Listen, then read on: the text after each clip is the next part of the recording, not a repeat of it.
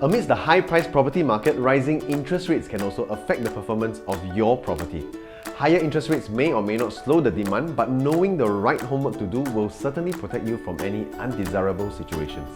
Hello again, my name is Jolly from Safe With Property, and this is the second part of the video series where I share some of my thoughts on how we can approach the property market, especially when interest rates are increasing. So in this part, I will run through how the different types of property react to market changes and how you can take advantage of this knowledge. Now, to recap, in part 1 of this series, we brought up some ways we can counter the effects of high interest rates. And now in part 2, it is also extremely crucial to know what product can retain its value during the rise of the interest rates. So since interest rates affect the borrowing, there is a chance demand may slow and prices of properties may soften. However, not all properties will behave the same way, and if we are looking to buy now, it is definitely something we can use to our advantage. So in this example, in the Sengkang area, during a similar upturn of interest rates during the 2013 to 2014 period, property prices were at their peak. Now, Campus Heights, which was a resale property at that point in time, was transacting at $1,000 PSF. Now, fast forward to 9 years later, the prices of Campus Heights are still at $1,000 PSF. In fact, the prices of Campus Heights, which was considered to be a very good location, went to as low as $700 PSF during 2018 to 2019, and they only returned to the 1000 PSF range in the recent uptrend. However, just directly opposite sits La Fiesta, a brand new property launched during the 2013 to 2014 period, and we can see that the prices launched at 1100 PSF, and today they are at 1004 PSF. So what is important to note here is that while Campus Heights was dropping in price due to the slow in demand during 2014 to 2018, La Fiesta retained its value over time, and because of that, it also resulted in the first owners transacting at the $300 PSF profit range today. So the key is to know which type of property will retain its value during property pricing peaks, as this will affect any chance of profit in the future.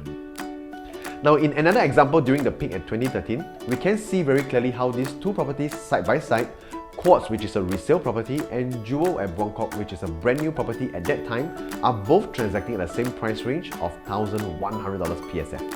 So as with all peaks, prices must eventually soften, and Quartz dropped their prices to a mere 1000 PSF, while Jewel held its prices well. Of course, naturally, after minimizing our risk, it is also clear to see how a property that held its prices well can make profits from the recovering market too. And we can see this from Jewel at Buangkok, where the owner accumulated more than $300 per square feet profit today. So this shows that when the market is at a peak, choosing to be a first owner in the right property may also be one of the ways to protect your property purchase. So next, I will be running through the breakdown of the interest paid between the option of buying a new and buying a resale property. So for a 2 million resale condo, the 75% loan will kick in immediately upon completion. And at today's current interest rate of 1.5%, we would be paying an interest of $1,800 monthly from the first month onwards.